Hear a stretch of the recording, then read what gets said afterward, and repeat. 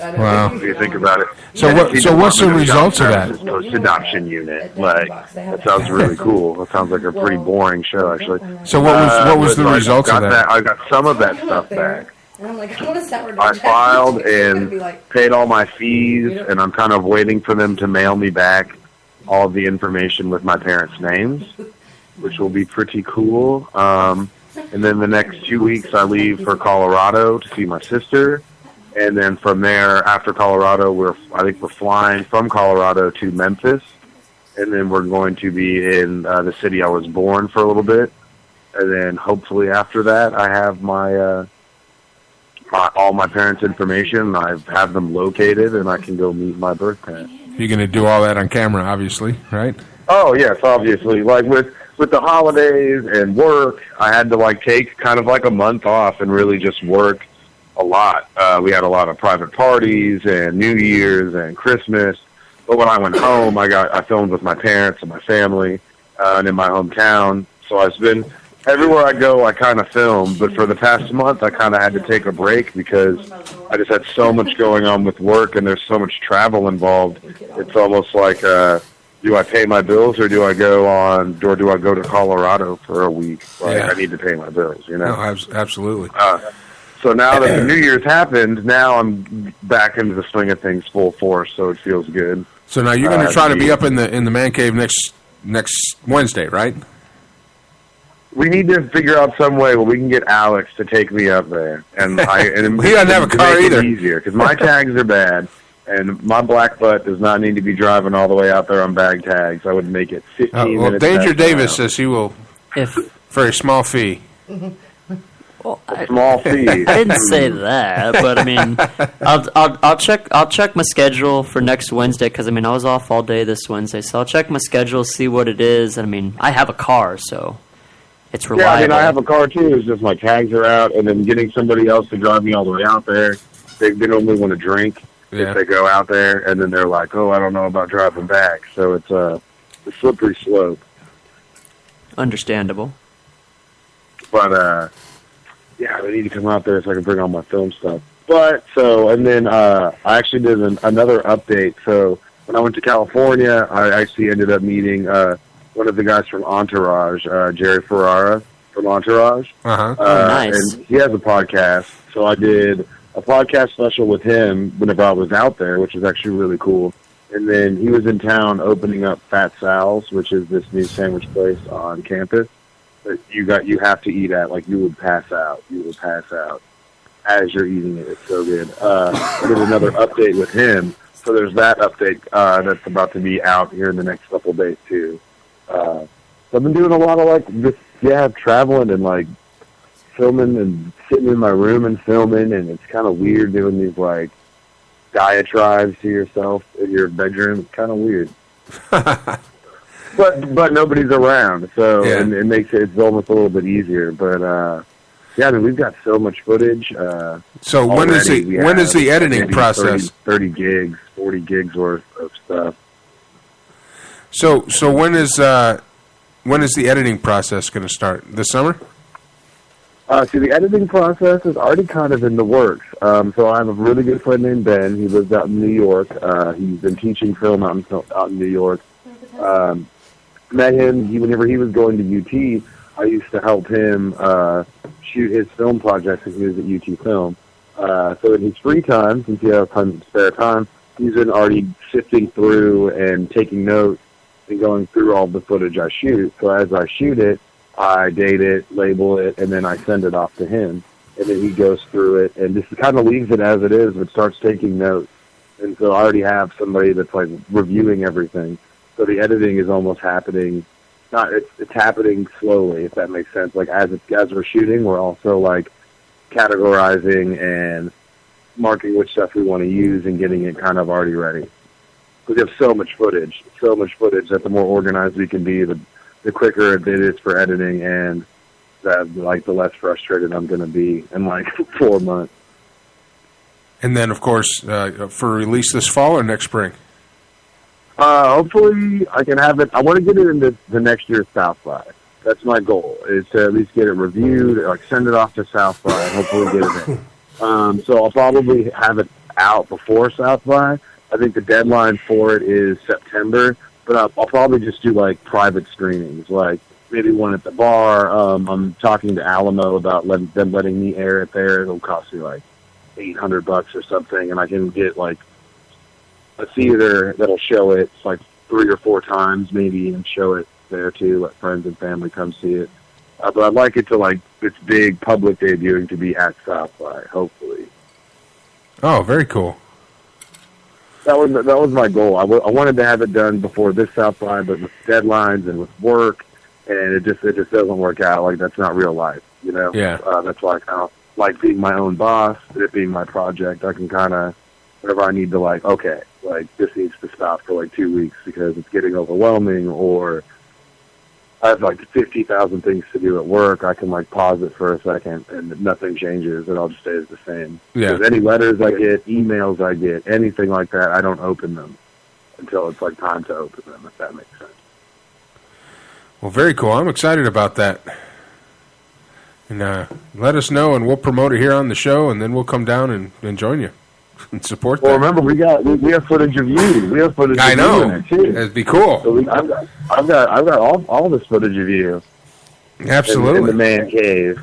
Even though the lighting was bad, I can adjust it. I adjusted it. You adjusted it? Yeah, I got to work on that. Because it is a cave. It is a cave. It is a cave. We're gonna get all that stuff fixed. So, well, very good. It would be Well, cool if you just had like lights though, like just really powerful lights on the camera, and it was dark all around, like it was a cave. That could be a cool effect.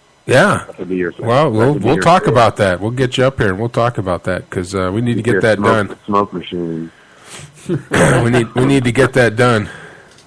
A smoke machine. Yeah, we just have Danny off to the side with her. Smoke machine that you can have on buttons, and whenever we have guests, they come in through the door, and the smoke machine goes Absolutely. Or we could just have Danny sit over there with her vape. Yeah. Blow smoke.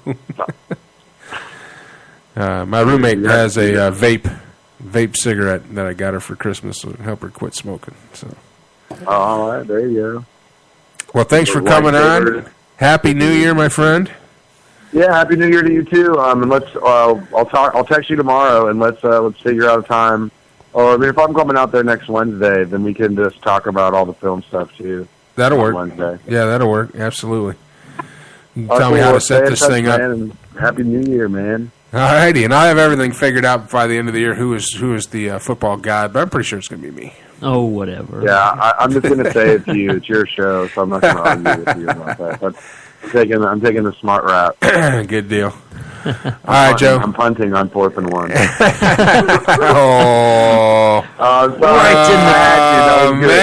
Right in the cannolis. Oh man, nut shot in the end. That's a mic dropper right there. Ooh. Welcome to the consolation bracket. Oh my God. You didn't even make it to the consolation bracket. All right. I know. All right, Joe. Take care, Joe. All right. Yeah, be good, you guys. I'll talk to y'all soon. Okay. All right.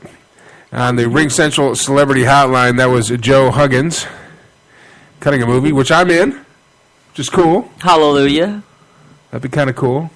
Being in movies is fun. Being in movies is fun. A lot of good stuff going to be happening in 2015. I'm excited. Woohoo! I can't really reveal everything, but it's going to be cool. It's going to be cool. I feel like it's going to be a good year. I mean, like, for me personally, like, I started the year with a beard, so I feel like from that, like, because last year I was like, I'm going to shave it, and I'm just going to grow it out for the whole year, and then work made me shave it. But this year I was like, no, I'm going to start with the beard, and we'll just go from there. Well, so. you ditched that work, right? No. I still work for them because I make good money for them. But basically, like, because they keep asking me at work, they're like, well, what's with the beard? I was like, I'm not getting rid of the beard.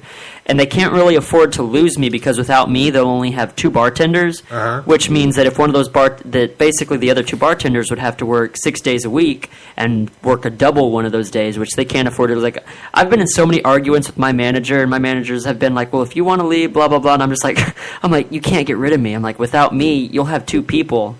And they're going to start because it's me and 2 other girls.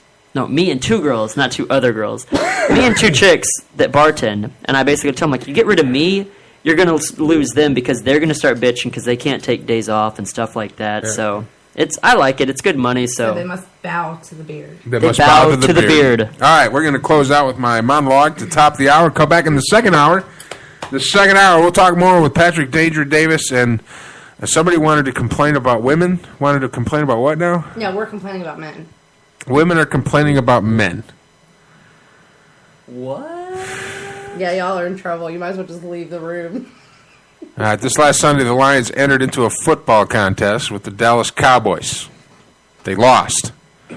No real surprise there. You see, as a lifelong Lions fan, I'm used to disappointment. The Lions, along with the Cleveland Browns, are the most futile and inept franchises in the NFL. Both have never been to a Super Bowl, ever. Joining the ranks of two brand new teams of Jacksonville and the Houston Texans. The Lions are one of the original NFL franchises.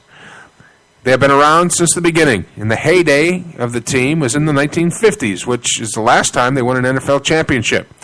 A couple of times, won an NFL championship a couple of times. Incidentally, that was the last time the Browns were worth a crap, too. In my life, there's only a few highlights of being a Lions fan. Barry Sanders, of course, the big blue duster, the early 80s, going to games in the Pontiac Silverdome, and, of course, beating Dallas in the playoffs in 1991, in addition to beating them the last two times in the regular season. Other than that, it consists of being disappointed every year, year after year, after year, after year.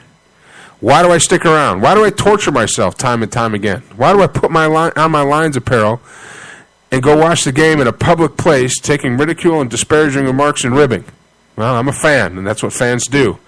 Real true fans don't jump ship when things go bad. They stay true. Real fans don't allow others to talk crap about their team. That's reserved for the fans, not the haters. The Lions have always seemed to tease us in the faithful fan base with flashes of actually being good. No, actually being great. Piling up yardage, having a top-ranked defense, and being in the top of the NFC North for a couple of years now. One day, Green Bay will be number one. So now the Lions are out of the playoffs again. And we'll be sitting home with the rest of us. And say this with all the love in my heart for the team that I follow. What the hell, guys? Really? Again? You had that game. You were the better team, period. You snatched defeat out of the jaws of victory yet again. And before you bandwagon jumpers start commenting about how the refs screwed us, remember this.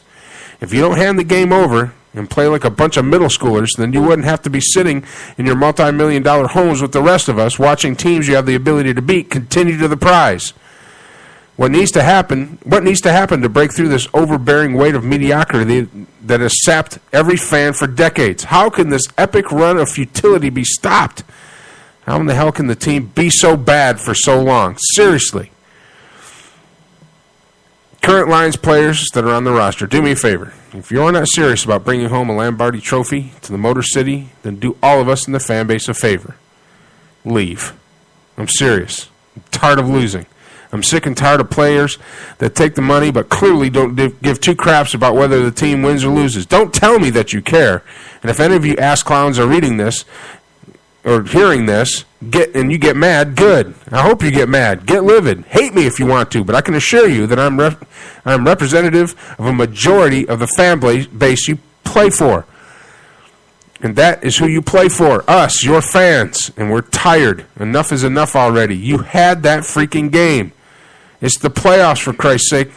A dad coaching Pop Warner goes for 4th and 1. They haven't been able to stop you all day, and now you punt. What in God's name are you thinking?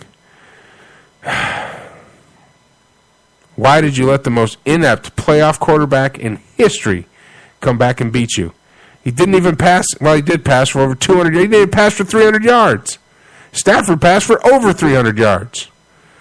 Oh, and again, don't blame the refs. They were crappy for both teams. A wise coach once said, he was my dad, never leave a game in the hands of the referees. Take care of business. Do like you do in the regular season. Don't possess a top-ranked offense and a top-ranked defense and waste it wallowing in the mediocrity that is the Detroit Lions franchise.